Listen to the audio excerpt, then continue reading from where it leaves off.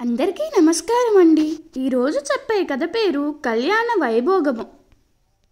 ఈ కథను రచించిన వారు వినీత్ కృష్ణ గారు. ఇంకా కథలోకి వెళితే, గంగై పొంగే మనసు కవితల్లే పాడుతూ ఉంటూ తుంటరి జలపాతంలా కమ్ముకున్నది నీవేగా. మొదటిసారి తనని చూడగానే నా గుండెల్లో ఏదో తెలియని అలజడి, తన ప్రేమని ఎలా అయినా పొందాలనే కుతూహలం నా మనసును తొలిచేస్తోంది.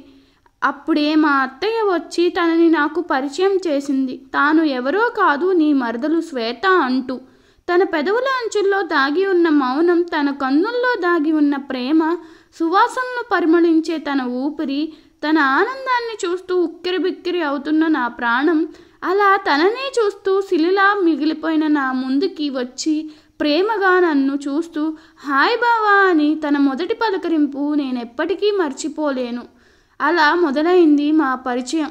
అలాగే తనపై నా ప్రేమ కూడా. ఇంతకీ నా పేరు చెప్పలేదు కదా. నా పేరు శివ. నా కళ్ళ ముందు ఉన్న అందాల రాక్షసి నా మరదలే అంటే ఇంకా తనని వదులుకుంటానా? అలా పరిచయమైన నా శ్వేత నాకు చాలా దగ్గరవుతోంది.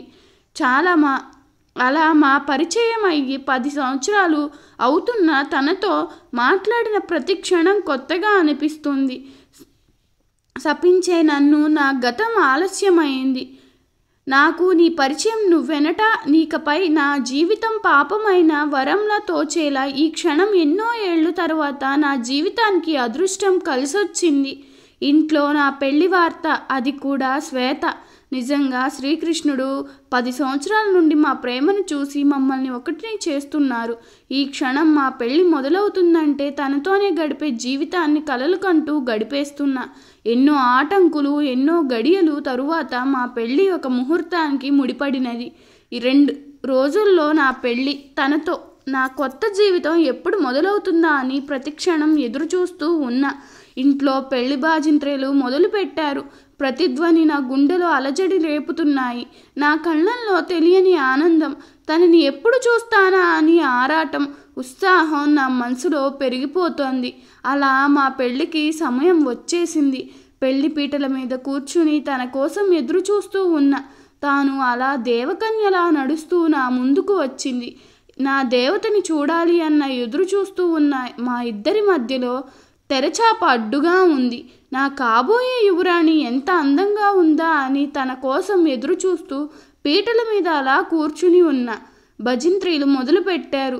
మంచి ముహూర్తంలో ఒకరి తలపై ఒకరు జీలకర్ర బెల్లం పెట్టుకుంటూ తెరచాపని అడ్డుగా తొలగించగా తనని చూశాను.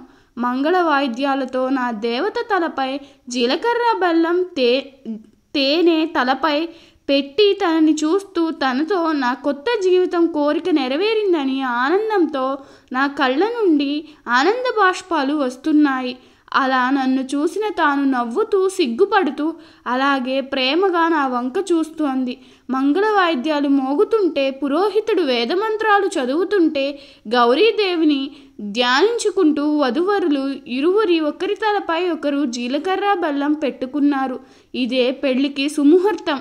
ఒకరి పట్ల ఒకరికి అనురాగం కలగడానికి, భిన్న రుచులైన ఇద్దరు ఏకంగా కావడానికి జీలకర్ర బెల్లం పెట్టుకుంటారు. అలా మా జీవితం ఒక్కటవుతుంది. మంగళ వాయిద్యాలతో, 3 ముళ్ళతో మా బంధం ఏకమవుతోంది. తనతో జీవితకాలం నడవడానికి మా 7 అడుగుల బంధం మొదలయ్యింది. సప్తపదిలో వేసే ప్రతి అడుగుకి ఒక అర్థం ఉంటుందంటారు పెద్దలు. 2 వ్యక్తులను, 2 కుటుంబాలను ఒకటి చేసేదే వివాహ బంధంతో. సప్తపది అంటే 7 అడుగులు కలిసి నడవడం. మొదటి అడుగు ఏకం ఈశే విష్ణుత్వ అన్వేతు. ఈ మొదటి అడుగుతో విష్ణువు మన ఇద్దరిని ఒకటి చేయుగా. రెండవ అడుగు ద్వే ఊర్జే విష్ణుత్వ అన్వేతు. ఈ 2వ అడుగుతో విష్ణువు మన ఇద్దరికి శక్తిని ఇచ్చునుగాక. 3వ అడుగు త్రీణి వత్రయ విష్ణుత్వ అన్వేతు. ఈ 3వ అడుగుతో విష్ణువు వివాహ వ్రత సిద్ధిని అనుగ్రహించుగాక. 4వ అడుగు చత్వరి మాయే భవ విష్ణుత్వ అన్వేతు. ఈ 4వ అడుగుతో విష్ణువు మనకు ఆనందం కలిగించునుగాక. 5వ అడుగు పంచపశ్యుబ్బ విష్ణుత్వ అన్వేతు. ఈ 5వ అడుగుతో విష్ణువు మనకు పశు సంపదను కలిగించుగాక. 6వ అడుగు షడ్రుత్యో విష్ణుత్వ అన్వేతు. ఈ 6వ అడుగుతో 6 ఋతువులు మనకు సుఖం ఇచ్చునుగాక. 7వ అడుగు సప్తుభ్యే హత్యోభే విష్ణుత్వ అన్వేతు. ఈ 7వ అడుగుతో విష్ణువు మనకు గృహస్థాశ్రమ ధర్మ నిర్వహణకు అనుగ్రహించుగాక. మొత్తం జీవితాన్ని ఈ 7 అడుగుల్లో ఇమిడ్చి ప్రామాణికంగా రూపొందించడాన్నే సప్తపది అంటారు. అలా మా కొత్త జీవితాన్ని 7 అడుగులతో మొదలుపెట్టాం. అలా మా పెళ్ళైపోయి కొత్త జీవితాన్ని మొదలుపెట్టాము. మొదటి రోజు తాను నా చెంతకి చేరింది. చిరునవ్వుతో తాను అలా నా పక్కకి వచ్చి కూర్చుంది. నా అందాల రాక్షసి నా చెంతకి చేరిపోయింది అనే ఆనందంలో తన ఒడిలో వాలి ప్రేమగా తనని చూస్తూ అలా ఉండిపోయాను. నా చెంతకి చేరిన అందాల రాక్షసి నాపై తనకున్న ప్రేమని తన చిరునవ్వులో చూస్తూ తనతో గడిపే క్షణమైనా చాలు జీవితాంతం కలలుకంటూ ఆనందంగా గడపవచ్చు. ఏమిటి ఇవ్వాలో రెక్కలొచ్చిన నోట్లు వింతగా ఆకాశమంచు తాకుతూ గుండెను కొరుక్కు తిన్న కళ్ళు చూసేంత మనసు నవ్వే మొదటిసారి. అలా తనతో నా మొదటి రాత్రి తన కౌగిలిలో చేరి మొదటిసారి తన తీయని పెదవుల స్పర్శలో మునిగి తేలుతూ ఆనందంగా ఇద్దరం ఒకటయ్యాము.